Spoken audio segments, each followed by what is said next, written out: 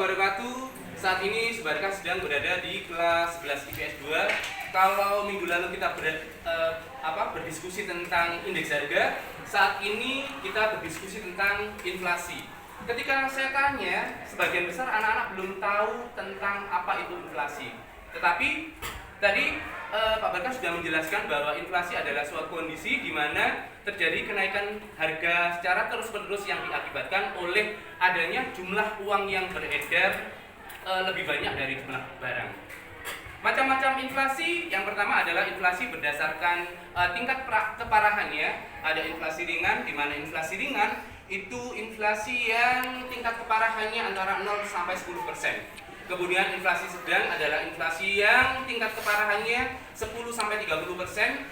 Kemudian inflasi berat tingkat keparahannya adalah antara 30 sampai 100%. Sementara hiperinflasi adalah inflasi yang terjadi kenaikannya melebihi dari 100%.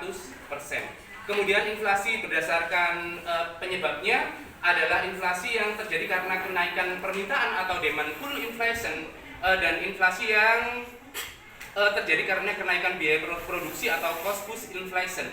Sementara yang terjadi di Indonesia adalah merupakan inflasi campuran atau inflasi yang terjadi karena gabungan antara inflasi yang terjadi karena kenaikan permintaan dan inflasi yang terjadi karena kenaikan biaya produksi.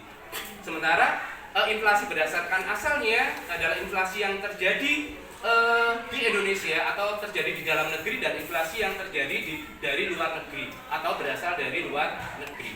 Untuk menghitung laju inflasi, kita bisa menggunakan indeks harga konsumen, di mana indeks harga konsumen menghitung laju inflasinya adalah indeks harga tahun sekarang dikurangi indeks harga tahun sebelumnya dibagi indeks harga tahun sebelumnya dikali 100%.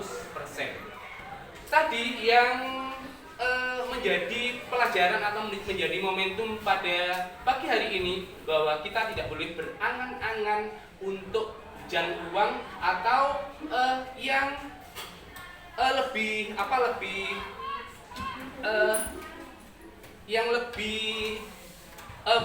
pemikiran yang lebih tinggi bahwa kita tidak boleh berangan-angan bagaimana agar pemerintah itu mencetak uang untuk nyaur utang. Karena semakin kita banyak mencetak uang, kenaikan harga akan semakin besar dan inflasi akan terjadi semakin tinggi. Kemudian angan-angan yang lain, janganlah anak-anak membeli togel untuk mendapatkan uang yang lebih besar atau pinjaman online. Jangan pernah percaya dengan pinjaman online yang menyebabkan adanya kita akan tergerus dalam suatu utang untuk nyaur utang, kemudian untuk nyaur utang lagi. Itu yang terjadi di masyarakat, sebagian di masyarakat kita. Makanya marilah kita bekerja dengan tangan kita untuk mendapatkan hasil walaupun sedikit tapi berkah. Janganlah hidup di luar batas kemampuan, karena hidup di luar batas kemampuan akan menyengsarakan hidup kita sendiri.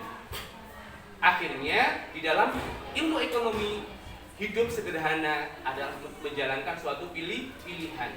Keberkahan adalah menjadi tujuan utama. Karena apa? Banyak tidak berkah percuma. Dan keberkahan itu akan tercapai ketika kita pasrah kepada Tuhan yang Maha Kuasa. Serahkanlah hidup dan matimu, serahkan pada Allah semata, serahkan duka gembiramu, agar damai senantiasa hatimu. Dari kelas 11 IPS 2 yang saya banggakan, Subarkah melaporkan.